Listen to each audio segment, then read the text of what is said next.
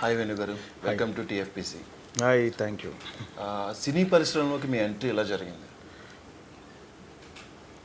అంటే యాజ్ యూజువల్గా మన సీనియర్లు చాలామంది జరిగినట్టు ఇంట్లోంచి పారిపోయి వచ్చేసాను. మిడిల్ క్లాస్ ఫ్యామిలీ కాబట్టి సినిమా ఇండస్ట్రీకి వెళ్తా అంటే ఎవరికి నమ్మకాలు ఉండవు. బేసికల్గా మనం చూస్తున్నాం కదా, ఇప్పుడు అక్కడికి వెళ్తే పాడైపోతారు, తిరుగుతారు, ఫుడ్ ఉండదు, లైఫ్ ఉండదు, ఫ్యూచర్ ఉండదు, అమ్మాయిలు చెడిపోతారు, ఇట్లా రకరకాల ఇది ఉంటుంది అని అనుకుంటారు. కానీ ఏ పేరెంట్స్ అని అలాగే భయపడతారు, అలా మా పేరెంట్స్ కూడా భయపడ్డారు. కాబట్టి ఇంకా మనం పారిపోయి వచ్చేసాం. ఇంట్లో చెప్తే పంపారుగా, ఇక పారిపోయి వచ్చేసాం. మొదట మీకు ఆఫర్ ఎలా వచ్చింది?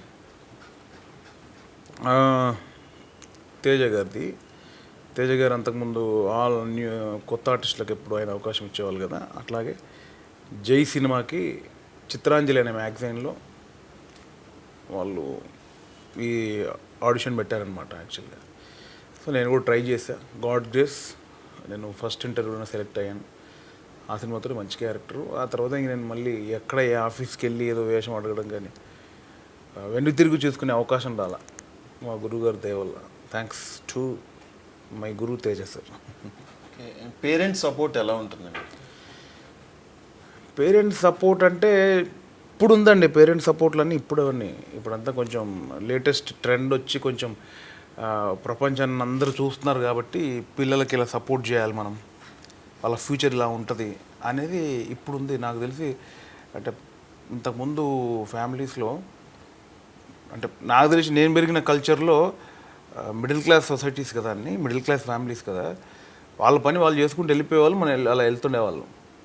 సో మనకి ఇష్టాలు అనేది ఉండేది కాదు పాపం. అప్పుడు వాళ్ళకి ఏంటంటే, ఇప్పుడు ఏంటంటే మా అబ్బాయికి ఏమి ఇష్టం, వాడి ఫ్యూచర్ ఏంటి, వాడికి ఒక గేమ్ నేర్పిస్తే వాడి ఫ్యూచర్ బాగుంటుంది, ఇవన్నీ ఇప్పుడు ఆలోచిస్తున్నారు. నాకు తెలిసి 30 years back, 25 years back middle class అప్పుడు మెయింటెనెన్సే కష్టం ఉన్న పొజిషన్లో వీడి ఫ్యూచర్ ఏంటని ఆలోచించే ఇది లేదు కదా.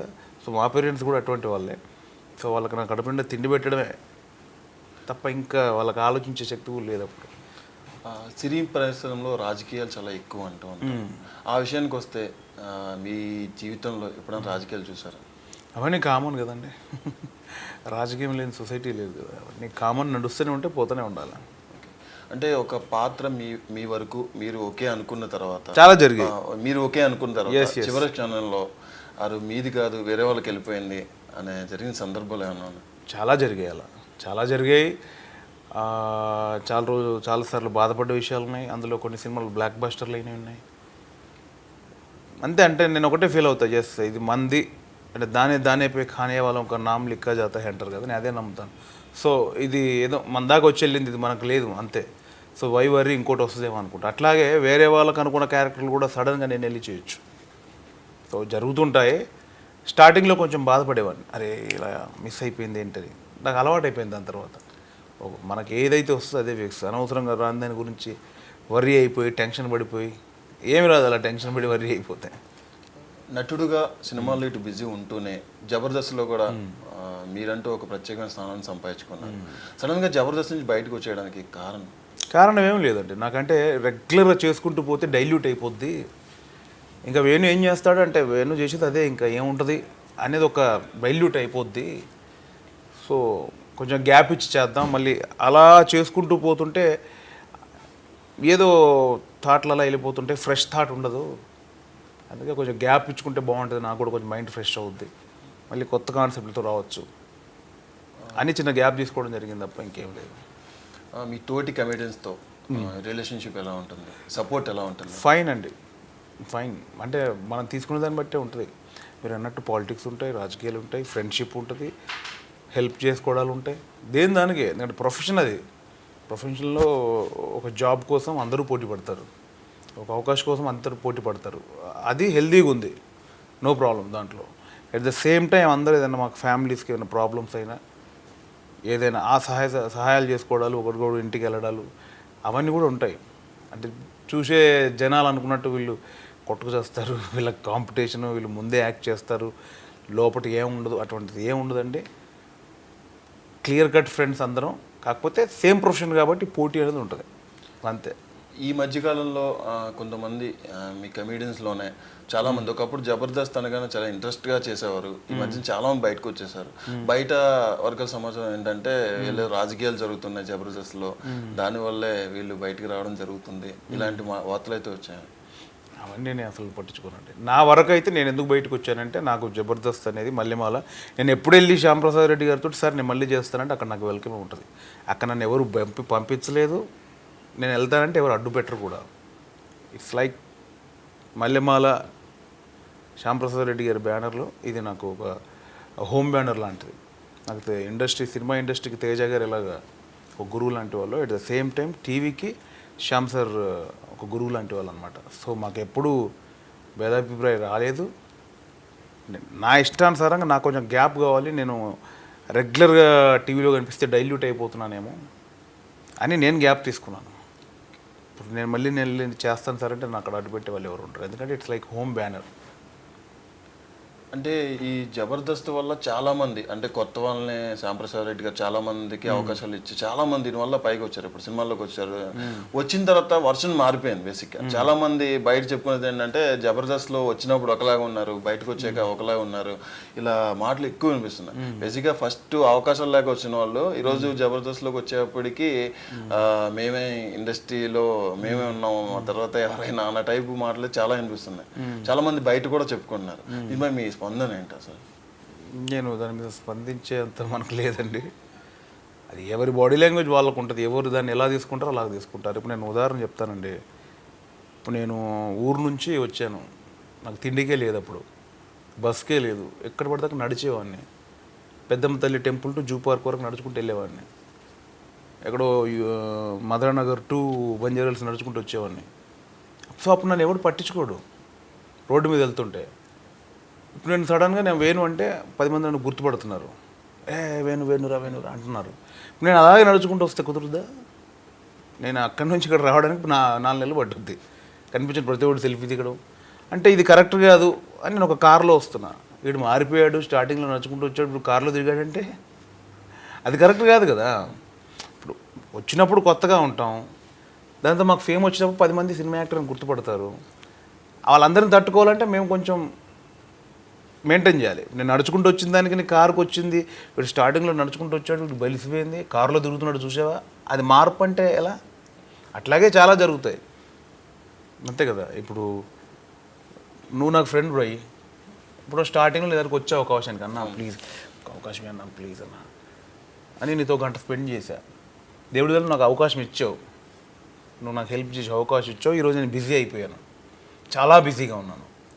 ఇటువంటి టైంలో అప్పుడు నాకు ఏ పని లేదు కాబట్టి నీతో 2 గంటలు కేటాయించే సమయం ఉంది. ఇప్పుడు నాకు అసలు క్షణం తిరగకుండా టైం ఉంది.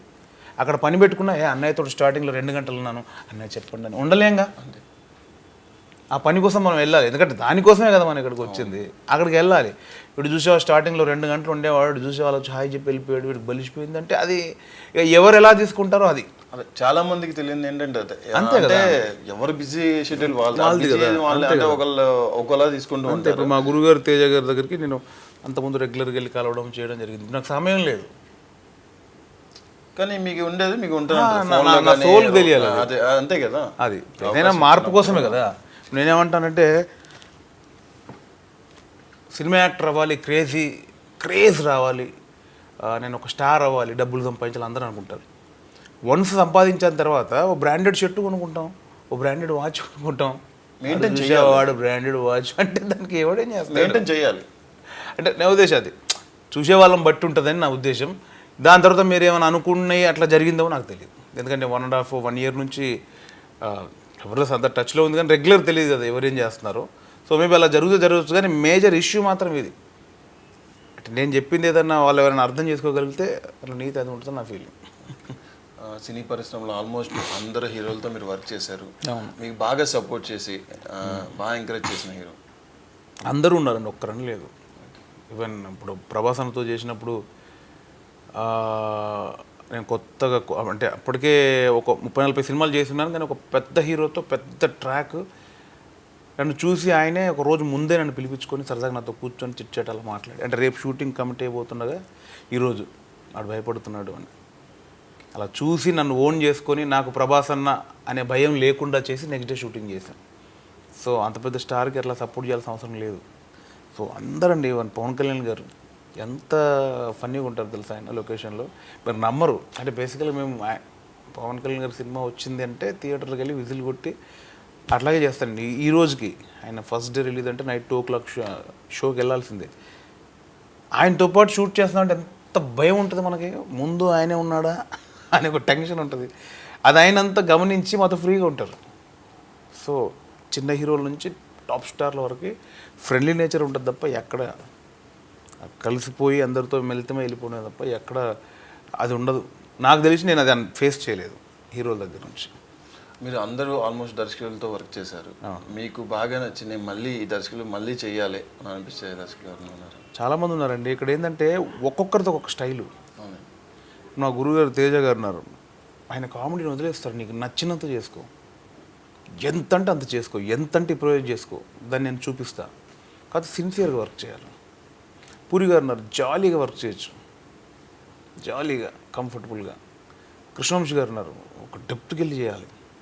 ఆయన అరే అది కాదురా అని మనల్ని ఇంజెక్ట్ చేసి మొత్తం మొత్తం ఒక సపోజ్ మాంత్రికుడు క్యారెక్టర్ ఉందనుకోండి, నువ్వు మాంత్రికుడు అయ్యేలా చేస్తాడు ఆయన. వినాయక్ గారు ఉన్నారు, అది ఒక ఫైర్ ఉంటుంది. సుకుమార్ గారు ఉన్నారు, చాలా ఆలోచించి హై చేయాలి. ఇప్పుడు మనకు కావాల్సింది ఇంత అయితే సరిపోద్ది అనుకుంటే ఆయనకి ఇంత కావాలి అంటే అంత ఎక్స్ట్రీమ్గా ఆలోచించి అలా చేయాలంటాడు ఆయన. అప్పుడే కదరా ఈరోజు మనకు సినిమా రిలీజ్ చేస్తాం, హిట్ అయింది, ఒక 1 year ఉంది, 2 years 3 years, ఆ తర్వాత మర్చిపోతారు. కానీ మనం చేసే సినిమా 20 years తర్వాత కూడా ఫ్రెష్గా ఉండాలి. అంటే అంత ఎక్స్ట్రీమ్ థాట్స్. అంటే ఒక్కొక్క డైరెక్టర్ది ఒక్కొక్క స్టైల్ ఉంది. మా వంశీ అన్న, వంశీ పైడిపల్లి గారు, ఆయన కూడా కంఫర్ట్ జోన్లో ఫ్రెండ్లీగా చేసుకుంటూ పోతారు. సురేందర్ రెడ్డి అన్న, ఆయనది ఒక స్టైల్. అట్లా ఒక్కొక్కరితో ఒక్కొక్క స్టైల్ ఉంది. సో అన్నీ ఇష్టమే. ఇది పర్ఫెక్ట్గా ఇది పర్ఫెక్ట్ అని నేను చెప్పలేను. ఒక్కొక్కరితో ఒకటి నేర్చుకున్నాను నేను. ఒక్కొక్కరు కాంపౌండ్ ఒక్కొక్క రకంగా ఉంటుంది. అలా ఇప్పుడు సినీ పరిశ్రమలో చాలామంది కొత్త వాళ్ళు కూడా సినిమాలు తీయడానికి వస్తున్నారు. వచ్చిన తర్వాత వాళ్ళు ఎక్కువ ఫేస్ చేసే ప్రాబ్లం ఏంటంటే ఆర్టిస్టులతోనే ఎక్కువ ప్రాబ్లమ్స్ మేము ఫేస్ చేస్తున్నాం అనేది చెప్తున్నారు. డేట్స్ విషయంలో కానీ లేకపోతే రెమ్యునేషన్ విషయంలో కానీ మేము అనుకున్నది ఒకటి మాకు బాగా ఇబ్బంది పెడుతున్నారు, ఇలాంటి మాటలు అయితే చాలా వస్తున్నాయి ఈ మధ్యన. దానికి మీరు అది కామన్ కదండి. ఇప్పుడు నా దగ్గర 10 రూపాయలు ఉంది, నేను హయత్లోకి వెళ్ళి భోజనం చేయాలి అంటే అది నీ తప్పు. 10 రూపాయలకు మన పక్కన 5 రూపాయలకు అద్భుతమైన భోజనం దొరుకుద్ది, 7 రూపాయలకు దొరుకుతుంది, 9 రూపాయలు దొరుకుద్ది. హయత్లో నీకు భోజనం కావాలంటే 50 రూపాయలు పెట్టుకోవాలి. నేను రూపాయి పెట్టుకుని హయత్కి వెళ్తా అంటే జస్ట్ క్యాజువల్గా ఆలోచించండి. దేని స్థాయి దానికి ఉంటుంది, అంతేగా. ఎవరి స్థాయి వాళ్ళకు ఉంటుంది. ఇప్పుడు వాళ్ళ స్థాయికి ఎందుకు వెళ్ళారు? వాళ్ళ ద్వారా అంత స్టఫ్ ఉంది, అంత మార్కెట్ ఉంది, అంత ఇది ఉంది కాబట్టి. ఎన్నో సంవత్సరాల ఆ స్థాయి వాళ్ళు చేరుకోవడానికి ఎన్నో సంవత్సరాల కృషి ఉంది కాబట్టి అందుకే వాళ్ళకి ఒకటి ఇది ఉంది. అదే అనే బేస్ చెప్పేది ఏంటంటే నేను షూటింగ్కి ముందు ఒకలాగా, షూటింగ్ జరిగిన తర్వాత, షూటింగ్ కొన్ని రోజులు జరిగిన తర్వాత ఒకలాగా వర్షన్ మారిపోతుంది. ఈ మధ్యన ఆర్టిస్టులు కొత్త వాళ్ళు కూడా చాలా ఇబ్బంది పెడుతున్నారని అయితే చాలా మంది చెప్తూనే ఉన్నారు ప్రెస్ మీట్లో కానీ ఇక్కడ కానీ. నా వరకు అయితే నేను కంఫర్ట్గా ఉంటా. ఇప్పటి వరకు తెలుగు ఇండస్ట్రీలో వేణుగాడు లేట్ వచ్చాడు, వేణుగాడు డబ్బులు అని ఒక కంప్లైంట్ లేదు. అంటే ఒక్కొక్కరు బట్టి ఉంటుందండి. ఎవరో ఒక్కరు చేశారని అందరి వ్యవహారమే అలాగ ఉంటుందంటే కరెక్ట్ కాదు. నేను ఒక 13 సంవత్సరాలుగా యాక్టర్గా ట్రావెల్ అవుతున్నాను. ఇప్పుడు మాలి అన్న 40 సంవత్సరాలుగా ట్రావెల్ అవుతున్నాడు. మీరు అన్నట్టుగా అటువంటి బ్యాడ్ ఉంటే ఇన్ని సంవత్సరాలు ఎవరు ట్రావెల్ అవ్వరు. బ్రహ్మానందం గారు ఎప్పటి నుంచో ట్రావెల్ అవుతున్నారు, అలీ గారు, వేణుమాధవ్ గారు. మీరు అన్నట్టు ఆ బ్యాడ్నెస్ ఉంటే ట్రావెల్ అవ్వడం ఉండదుగా. అదే నేను చెప్పేది. కమెడియన్స్లో చాలామంది అలీ గారు కానీ ధనరాజ్ గారు కానీ ఇలా హీరోలుగా మారారు, హీరోలుగా సినిమాలు చేస్తూనే ఉన్నారు. ఇలా మీకు ఎప్పుడన్నా హీరోగా చేయాలి? నాకు కూడా చాలా వచ్చాయండి, అవకాశం కదా నాకు వచ్చాయి ఆల్రెడీ. అంటే ఏదన్నా టిపికల్గా చేయాలి, చేస్తే నిలిచిపోయేలా ఉండాలని నేను వెయిట్ చేస్తున్నాను. అంటే హీరోగా మంచి అవకాశాలు వచ్చిన తర్వాత నెక్స్ట్ మళ్ళీ కమెడియన్గా చేయడానికి ఇష్టపడతాను. నేను హీరో అని ఫీల్ అవ్వనండి. నేను హీరో ఏంటంటే ఒకటి క్యాజువల్ చెప్పండి. హీరో అంటే ఒకటి ఉంటుంది. 2 గంటలు ఒక ఫేస్ చూసి సినిమా నడవాలంటే వాళ్ళకు స్ట్రేచర్ ఉండాలి, ఒక అద్భుతమైన క్వాలిటీస్ ఉండాలి, ఓ ఫైట్ చేయగల, ఓ బన్నీ అన్నలా ఒక గుద్దుతే పడిపోయిన ఫైట్ చేయగలి, ప్రభాస్ అన్నలా ఒక ఆ స్ట్రక్చర్ ఉండాలి, తారకన్లా ఉంటే ఒక అద్భుతమైన డ్యాన్స్ ఉండాలి. అది హీరో నా దృష్టిలో. ఎవరు పడితే వాళ్ళు వచ్చిన హీరోని అంటే ఇంకా హీరో దానికి అర్థం లేదు. మీరు ఆ విధంగా చూసుకుంటే మరి తమిళ ఇండస్ట్రీలో చాలామంది హీరోలు ఉన్నారు. అందుకే ఇందాక దీనికి ముందు ఏమన్నాను ఒక అద్భుతం ఒక అద్భుతం కావాలి. అంటే నా పర్సనాలిటీకి కరెక్ట్గా ఇప్పుడు ఈ చిన్న పొట్టకి, ఈ ముక్కుకి, ఈ కలర్కి, ఓకే, దీనికి సెట్ అయ్యి ఒక అద్భుతమైన కథ దొరకాలి, అది కరెక్ట్గా చేయగలగాలి, కరెక్ట్ టీం దొరకాలి. దానికోసం వెయిట్ చేస్తాను నేను. హీరోలు అంటే అలాగే ఉండాలని కాదు, బేసికల్గా నాలాంటి వాళ్ళు చేస్తే ఒక అద్భుతం ఉండాలి. మీరు అన్నట్టు తమిళ అన్నారు చూసారా, ఆ చేసిన సినిమాలన్నీ పర్టికులర్గా ఆ మనిషి చుట్టే ఉంటాయి. ఇది చేస్తే ఇతరే చేయగలగాలనే రేంజ్ సబ్జెక్టులు ఉంటుంది. అది దొరికినప్పుడు చేయాలి. కానీ రెగ్యులర్గా హీరోలు చేసినట్టు 4 డ్యాన్స్లు, 4 ఫైట్లు, 2 కామెడీ బిట్లు అలా నాకు ఇష్టం ఉండదు. అలా అయితే నేను కూడా ఒక 5-6 సినిమాలు చేసేవాడిని చిన్న చిన్నవి. అలా చేయకూడదు అని.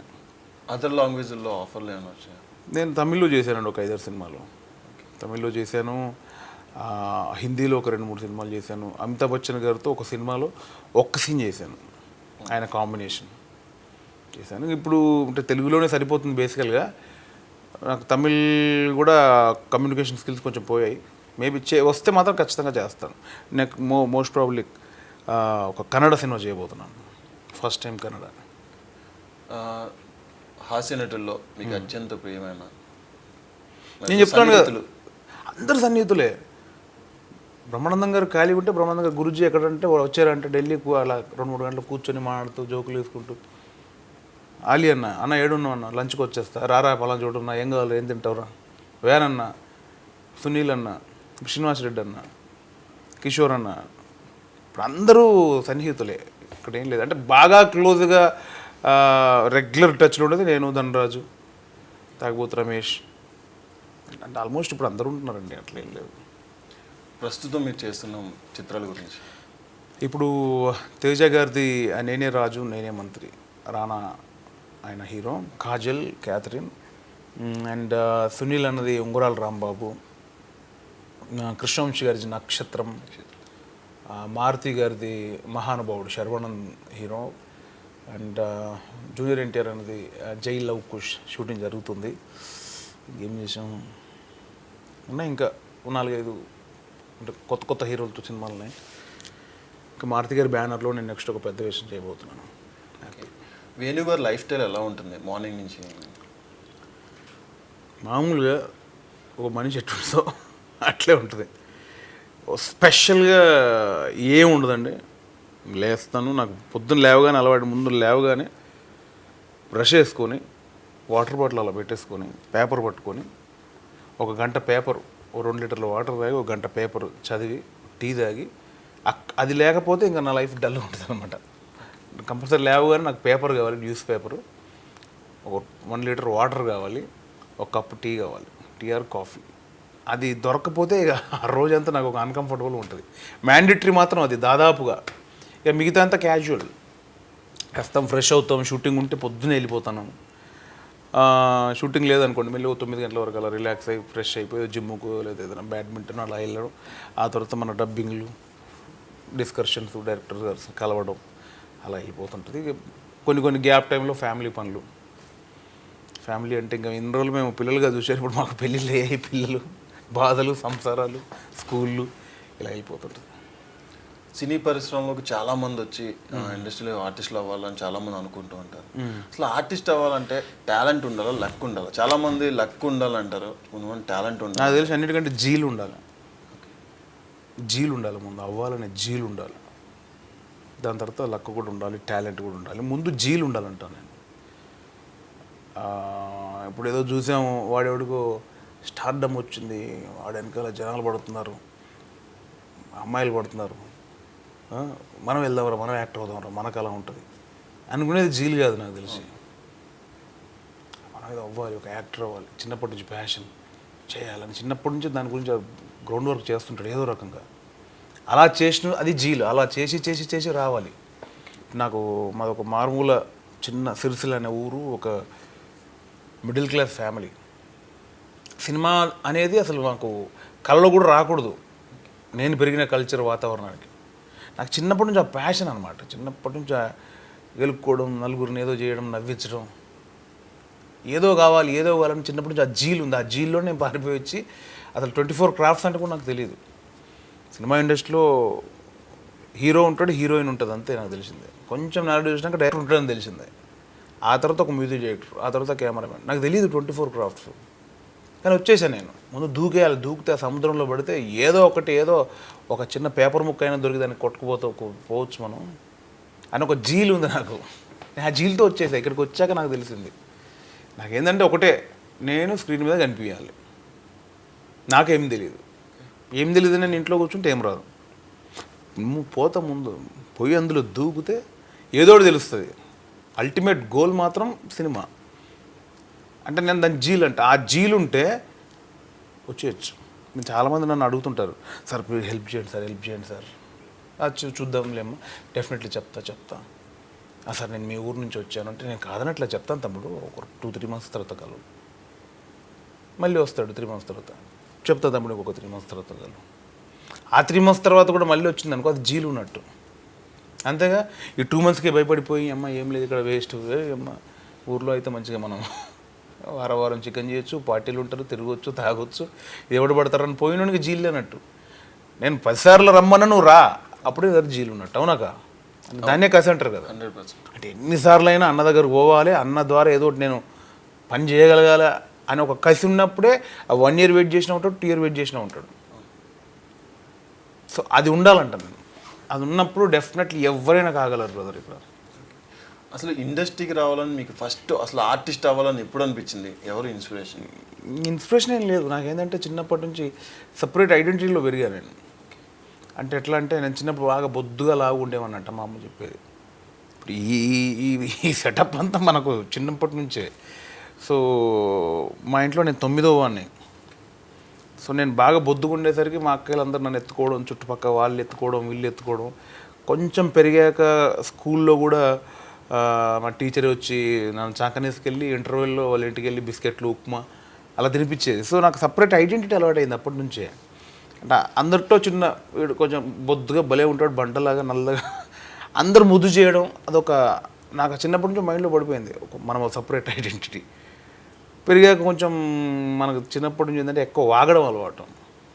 ఆ వాగడం వల్ల నేను చిన్నగా లావు ఉండేవాడిని, పొట్టిగా ఉండేవాడిని. నేను 10th క్లాస్లో కూడా నెక్కరేసుకొని వెళ్ళేవాడిని. నన్ను ఒక 4th 5th క్లాస్ స్టూడెంట్ అనుకునేవాళ్ళు. బట్ నేను 10th. అంటే అంత లావు, బుగ్గలు వేసుకొని, చెడ్డి వేసుకొని వాగడం అలవాటు. సో ఇది ఇంత ఉంటాడు, ఎక్కువ భలే మాట్లాడతారా, ఏదేదో మాట్లాడతారా, గమ్మతి ఉంటుందని ఎక్కువ నా చుట్టూ జనాలు ఉండేవాళ్ళు. సో నాకు ఎప్పుడు ఆ జనాల మధ్యలో ఒక సపరేట్గా ఉండేది అలవాటు. దాని తర్వాత అమ్మ నాన్న కూరగాయల వ్యాపారం, నేను కూడా చాలా రోజులు కూరగాయల వ్యాపారం చేశాను. అక్కడ ఏంటంటే, ఓ పావలా కొత్తిమీరకు 100 మాటలు చెప్పాలి, పావలా వస్తువు అమ్మాలంటే 100 మాటలు చెప్పాలి. సో ఎక్కువ మాట్లాడడం, ఎక్కువ వాగడం అలవాటు. వాడిని వీని కమెంట్ చేయడం, ఏడిపించడం, ఏదో జోక్ చేయడం, నాకు తెలిసి బేసికల్గా కెలకడం, ఆ కోతులు అంటారు కదా చిన్నప్పుడు, అది అలవాటు నాకు అయిపోయింది. దాంతో నాకంటూ ఒక సపరేట్ ఆడు గమ్మతుంటాడు రా అనేది ఒకటి చిన్నప్పుడు ఐడెంటిటీ క్రియేట్ అయిపోయింది. స్కూల్లో ఎంత అల్లరి ఉండేదంటే, 10th క్లాస్లో మీరు గవర్నమెంట్ స్కూల్ పిల్లలైతే 10th క్లాస్లో ఏంటంటే, కొంచెం గవర్నమెంట్ స్కూళ్ళల్లో అప్పట్లో కొంచెం అరకొర చదువు ఉండేది కాబట్టి నాకు తెలిసి ప్రతి child maths, English, science private ట్యూషన్కి వెళ్ళేవాళ్ళు. సో నేను కూడా అలాగే వెళ్ళేవాడిని. మా మ్యాథ్స్ లెక్చరర్, మా మ్యాథ్స్ టీచరు రాఘవేంద్రరావు సార్ అని చాలా మంచి ఆయన అనమాట. పిల్లలు అసలు ఎప్పుడు కొట్టడు, తిట్టడు. ఆయన స్టైల్ ఆఫ్లో నవ్వించేసి నేర్పించేస్తాడు. నాకు తెలిసి ఆయన ఒక్కసారి లెసన్ చెప్తే కరెక్ట్ స్టూడెంట్ ఒక్కసారి చూస్తే లైఫ్ టైం ఉండిపోద్ది. అంటే సపరేట్ ఒక ఫార్మాట్లు క్రియేట్ చేసి చెప్తాడు. మరి ఆయన స్టైల్ ఇప్పుడు నాకు తెలిసి త్రికోణమితి ఉంది, మీరు 10th ఐడియా ఉంది? త్రికోణమితి మ్యాథ్స్లో. దాంట్లో sine theta, cos theta, cot theta, sec theta, cosec theta, tan theta. నేను ఒక్కటేసారి ఆయన చెప్పినప్పుడే నా బోర్డు మీద ఆయన ఇలా చెప్పలేదు, sine theta, cos theta, cot theta, sec, cosec ఇలా చెప్పలా. ఇలా చెప్పాడంటే, సైన్ టీటా ఇది అమ్మరా, కొసెక్ టీటా ఇది నాన్నరా. ఈ అమ్మ నాన్నకి ముందు 2 కొడుకులు పుట్టాడు, కాస్ టీటా, కాట్ టీటా. వీళ్ళిద్దరు గొడవ ఎదురా. ఇలా చెప్పేవాడు. మీకు త్రికోణమితిలో ఒక పట్టిక ఉంటుంది. అవును, పట్టిక ఉంటుంది. ఆ పట్టిక మనకు ఐడియా ఉంటే ఆ చాప్టర్ మొత్తం మనం రాసేయచ్చు. రాయచ్చు. నాకు తెలిసి త్రికోణమితికి 13 మార్క్స్ 12 మార్క్స్ ఉండే అప్పుడు, 15 మార్క్స్ అనుకుంటా, 15 మార్క్స్ త్రికోణమితికి. సో ఆ చాప్టర్ మొత్తానికి ఆ పట్టిక కావాలి. ఆ పట్టిక ఒక్కసారి మా సార్ చెప్పాడు అనమాట. అంటే ఆ పట్టికలో మనకి 9 గళ్ళు ఉంటాయి. 9 గళ్ళు అవి ఉంటాయి స్క్వేర్లు అయ్యి. ఎలా చెప్పాడంటే, ఇది ఫ్యామిలీ, వీడి తండ్రి వీడి తల్లి వీడి గొడవ అయితే వీడు వచ్చాడు వీడి గొడవ అయితే వీడు వెళ్ళాడు. సో ఇప్పుడు బావ ఎక్కడున్నాడు, వదిన దగ్గర ఉన్నాడు, అక్క ఎక్కడుంది, బావ దగ్గర. అలా చెప్తారనమాట, ఒక ఫార్మాట్ క్రియేట్ చేసి. సో బాగా చనువు అనమాట. ఎవరిని కొట్టడు. మనం అల్లరి పీక్ కదా, బేసికల్ కొట్టేటోడు ఉంటేనే అల్లరి చేస్తాం, కొట్టనోడు ఉంటే ఇంక పిచ్చి పీక్ ఉంటుంది అది. సో ఆయన ఏమనలేక నాకు ఏం చేశాడంటే, ఒరే మనకు 45 minutes పీరియడ్, మన పీరియడ్ వచ్చి 45 minutes, నీకు 5 నిమిషాలు అఫీషియల్గా టైం ఇస్తా, 5 నిమిషాలు అల్లరి చేసుకో, ఎవరినైనా గెలుకో, దయచేసి 40 minutesలో మాత్రం వేలు పెట్టొద్దు, నీకు వీపు విమానం మొత్తం మోగుద్ది, వీపు బద్దలు చేస్తాను, 5 నిమిషాలు నీకు టైం అని అఫీషియల్గా వదిలేసాను నాకు టైం. అంటే అంత కోతిగా ఉండేవాని, అంటే సరదా తెలియదు కదా, అన్మెచ్యూర్డ్, అన్ని గెలకడం ఈయన గెలకడం ఏదో అలా. నాకు ప్రతి చోట నాకు అక్కడ ఆ స్కూల్లో నాకు సపరేట్ నిక్ నేమ్ ఉండేది, సీకే అంటే చక్రీమ్ కిక్రీమ్ అని. నేను చేస్తాను నాకే తెలీదు, ఇంగ్లీష్ మాట్లాడేవాడిని, బట్లర్ ఇంగ్లీషు ఏదో చేసేవాడిని. సో అంత అఫీషియల్గా టైం ఇచ్చేవాళ్ళు, అంత అల్లరి ఉండేది. బేసికల్గా దానివల్ల ఏంటంటే నాకు ఒక సపరేట్ ఐడెంటిటీ వచ్చేసింది. దాంట్లోనే మార్షల్ ఆర్ట్స్ చేశాను నేను. షావులిన్ కుంగ్ ఫు 2 times స్టేట్ లెవెల్ ఛాంపియన్ని. నాకు ఒక 60-70 మంది స్టూడెంట్స్ ఉండేవాళ్ళు. నేను ఒక 3 years చెప్పా, కోచింగ్ ఇచ్చా. నాకు ఒక 16-17 ఉన్నప్పుడే నేను చిన్న కోచింగ్ ఇచ్చాను ఉన్న దాంట్లో. సో ఆ సపరేట్ ఐడెంటిటీ కోసం కష్టపడేవాడిని. ఇక ఎక్కువ మాట్లాడుతుంటాను కదా, చాలామంది నన్ను మా కూరగాయల మార్కెట్లో కూడా అందరూ బాబుమోహన్ బామ్మరిది అనేవాళ్ళు నన్ను. అరే బాబుమోహన్ అంటే కొంచెం ఫేస్ కట్ అలా ఉంటుంది, అలానే వాళ్ళు అనమాట.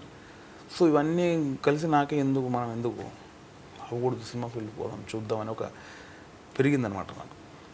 16 years నుంచే అట్లా మదన పడుతూ బాగా స్ట్రెయిన్ అయిపోయి ఏదో చేయాలి. ఒక 2 years అక్కడే స్ట్రగుల్ అయిపోయి వచ్చేసాయి. ఇంకా ఏమి తెలియదు, వచ్చేసారు. భగవంతుడి దయ వల్ల గాడ్ ఈజ్ గ్రేట్. అభిమానుల ఆశీర్వాదం, వాళ్ళ బ్లెస్సింగ్స్, వాళ్ళ ఎంకరేజ్మెంట్ వల్ల ఈరోజు వేణు ఇంటర్వ్యూకి వచ్చాడు. ఇప్పుడు దాకా పోషించిన పాత్రల కన్నా ఇంకా ఒక ఎలాంటి పాత్ర నేను చెయ్యాలి అనుకున్నది ఏమన్నా ఉందా? చాలా ఉన్నాయి. ఏం చేయలేదు నాకు తెలిసి. నేను అద్భుతమైన పాత్రలు, ప్రేక్షకుల గుండెలు నిలిచిపోయిన పాత్రలు ఇంకా మొదలే అవ్వలేదు నాకు. చాలా ఉన్నాయి, చాలా. మీకు బాగా ఇష్టమైంది ఈ రోల్? చాలా పంతులు గారి క్యారెక్టర్ చేయాలని బాగా ఇష్టం. At the same time quite opposite ఒక గ్యాంగ్స్టర్స్ గన్స్తో పేల్చుకునేది అదొకటి, ఒక బార్డర్లో ఒక మన జవాన్స్, మన ఇండియన్ మిలిటరీ పడే బార్డర్లో ఆ ఫైర్స్ ఉంటాయి కదా, ఎమోషన్, దేశం కోసం ప్రాణాలు అర్పించే అటువంటివి చేయాలని ఉంది. చాలా ఉన్నాయి. మీరు ఇంతకు ముందు కూడా చెప్పారు, ప్రభాస్ గారు బాగా ఎంకరేజ్ చేస్తారు, బాగా ప్రతి సినిమా అప్పుడు కూడా ఎంకరేజ్మెంట్ ఉంటుందని అన్నారు. ఇప్పుడు ఆల్రెడీ ప్రభాస్ గారు బాహుబలితో ఒక ఇంటర్నేషనల్ హీరో అయిపోయారు. ఇప్పుడు నెక్స్ట్ బాహుబలి 2 వస్తుంది. ఇప్పటికే చాలా ఎక్స్పెక్టేషన్స్ ఉన్నాయి సినిమా మీద, ఇండస్ట్రీ నుంచి కానీ, బయట నుంచి కానీ, అన్ని లాంగ్వేజ్ల నుంచి కానీ. మీకు ఎలా అనిపిస్తుంది బాహుబలి 2? ఎలాగో యునానిమస్ టాక్ అంతే. అది 1 weekలో 1000 కోట్లు కలెక్ట్ చేస్తుంది అంతే. Eagerly waiting. మా బాబుకు ఒక 4 సంవత్సరాలు. బాబు ఆ ట్రైలర్ తోటే బాహుబలి 2 ఎప్పుడు వెళ్దాం. మా అమ్మకి 80 సంవత్సరాలు. అమ్మ కూడా పోదాంరా సినిమా ఏంద్రా ఆడు కదరా, అప్పుడు మన బాహుబలి ఆడు కదా, దీన్ని కూడా పోదాంరా అంటుంది మా అమ్మ. అంటే ఒక 4 నెలల పిల్లోడి నుంచి ఒక 89 సంవత్సరాల వాళ్ళు కూడా ఈగర్లీ వెయిట్ చేస్తున్నారు. And hats off to Rajamouli sir. మన తెలుగు సినీ పరిశ్రమ ప్రపంచ చూస్తుంది ఇట్లా, అమ్మ Telugu Baahubali 2, that is great goes to Rajamouli sir. Hats off. Eagerly waiting. ఇంకా అది ఆడదా అనేది లేదు. అదొకటి 1000 కోట్ల సినిమా. ఇండియన్ సినిమా చరిత్రలో బాహుబలి ముందు, బాహుబలి తర్వాత. ఇది మ్యాండేటరీ. ఇంకా దాని గురించి డిస్కస్ చేసే లేదు, వేస్ట్. జనరల్గా మొదటి పార్ట్లో మనం చూసుకుంటే కట్టప్ప బాహుబలిని చంపడం అనేది ఒక టాపిక్ అయిపోయింది. ఇప్పుడు మెయిన్ సబ్జెక్ట్ అన్న సెకండ్ హాఫ్లో ఇది ఎందుకు అనేది ఉంటుంది. మీరేం ఊహిస్తున్నారు? నేను ఏం ఊహించట్లేదు. 28 వరకు వెయిట్ చేస్తా. ఏం ఊహించిన అద్భుతం ఒకటి ఊహిస్తున్నా. ఆ అద్భుతం డెఫినెట్ 28 చూడబోతున్నా అంతే. మహేష్ బాబు గారి స్పైడర్ ఫస్ట్ లుక్ వచ్చింది, చాలా అద్భుతమైన స్పందన. ప్రతి పాలాభిషేకాలు చేశారు పోస్టర్కి. చాలా అసలు బీభత్సమైన హైప్ వస్తుంది స్పైడర్కి నుంచి. అద్భుతంగా ఉందండి, చాలా బాగుంది. మేము కూడా అందులో చిన్న వేషం చేసి ఉంటే బాగుండని బాధ తప్ప. ఎట్లుంటుంది మహేష్ బాబు గారు స్టైలిష్ కనిపిస్తుంది.